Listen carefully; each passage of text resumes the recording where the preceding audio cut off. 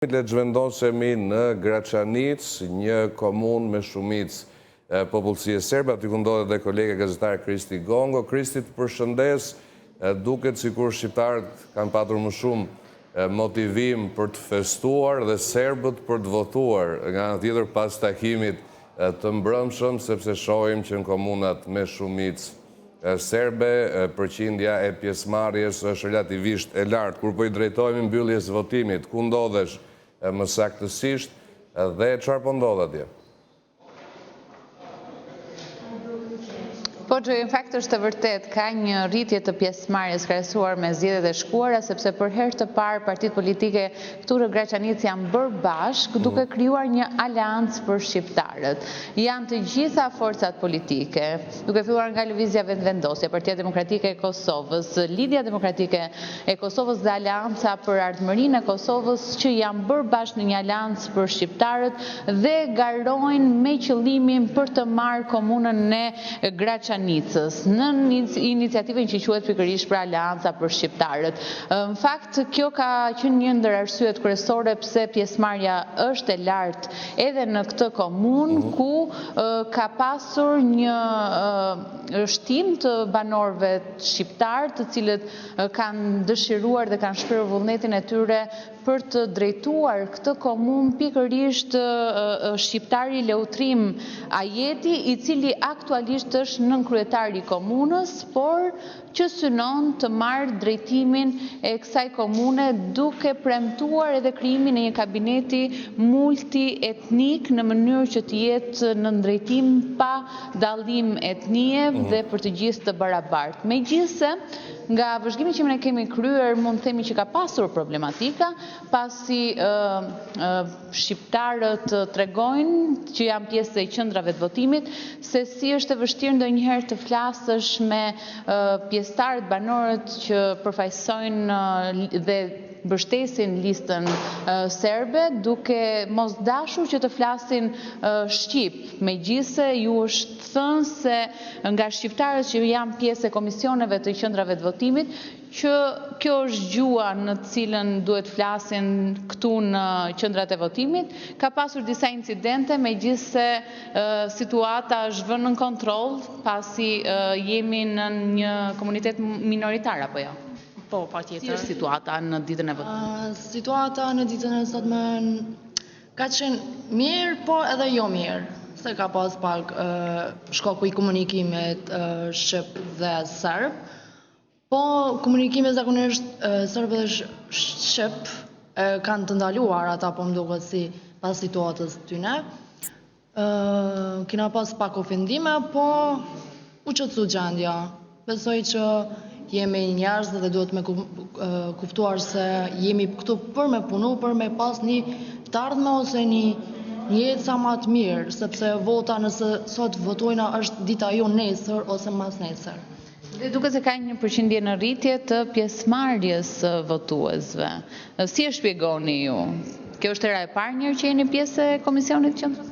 Jo, nuk është hera e parë, po kësaj herë është jena më të lumtur sepse u bashkuan një shqiptar si Leutrim Ajeti, për atë arsye jemi edhe më të lumtur sepse janë bashku të gjithë shqiptarët, sidomos. Mendoni se ka shanse për të marrë drejtimin e komunës? Po, patjetër. Mana ideja e tha gollën, patjetër edhe na sot. Pra edhe lidhje me ndeshjen kanë shpresa që me fitoren Serbi të Shqipërisë mund të kemi një fitore edhe në këtë komunë, a? Patjetër, patjetër. Do ishte historike? E vërtet, do të ishte shumë historike dhe shpresojmë që të bëhet realitet.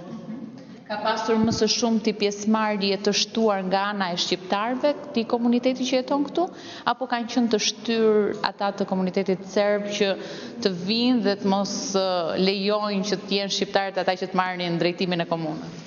Lista e votuesve në këtë klasë është më shumë prej atyre serb, kështu që ka pas rritje shumë të votuesve serb, po gjithashtu edhe shqiptar ka pas dhe ka edhe rrethina tjera ku ka votues shumë shqiptar dhe shpresoj që të funksionojë kjo dhe dalim me fitore.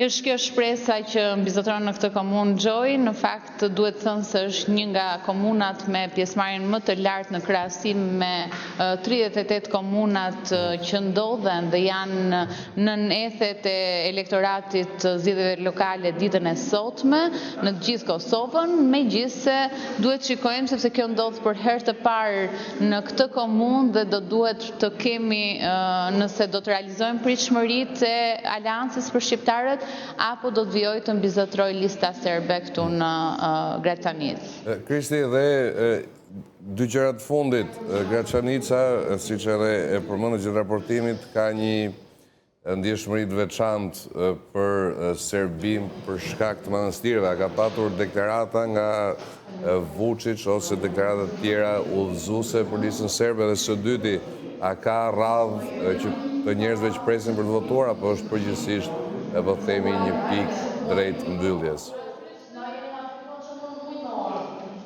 Po, në fakt, nga ajo që kemi ndjekur, duhet themi që ka pasur edhe në këto momentet e fundit, edhe pse ka ngelur pak më shumë se një orë për të mbyllur procesin e votimit, duket se ende ka njerëz që votojnë pikërisht në këtë institucion arsimor që ka 8 qendra votimi, një pjesë e mirë e tyre janë të mbushura plot, siç e shikon edhe nga pamjet që ofron Endri Kurti, vijojnë të vinë banor të zonës të cilët nuk e kanë dhënë ende të drejtën e votës dhe që po shfrytëzojnë edhe minutat e fundit për të votuar. Kryesisht në fakt kemi parë pjesë të komunitetit serb të cilët janë paraqitur. Ja shikojmë për shembull një bisedë mes tyre që është e vështirë të flasin në gjuhën shqipe, nuk pranojnë. Por më së shumti funksionojnë gjuha e shenjave këtu, edhe në momentin që ne jemi drejtuar është thuajse pamundur ose edhe në një gjuhë të huaj, anglisht apo në gjuhë tjetër, nuk është se ka një qasje të jetë pozitive ndaj mediave shqiptare, nuk është se ka pasur deklarata nga ana e tyre, pavarësisht përpjekjeve për të mësuar diçka më tej, por këto janë informacione deri më tani në këtë komunë Gjoj, dhe kaq kemi mundur të survejojmë pikërisht këtu. Mirë, Kristi, faleminderit, mbetemi në kontakt nëse do të ketë të tjera zhvillime. Ishim me Kristi Gongon nga Graçanica, ku sigurisht që nuk kanë munguar edhe tensione të ulta, por sidoqoftë tensione të karakterit ndër etnik. Siç e tha dhe Kristi, ka patur një bashkim të faktorit shqiptar, nëse mund të fitojnë ka një komunë të tillë, do të shohim në procesin e numërimit.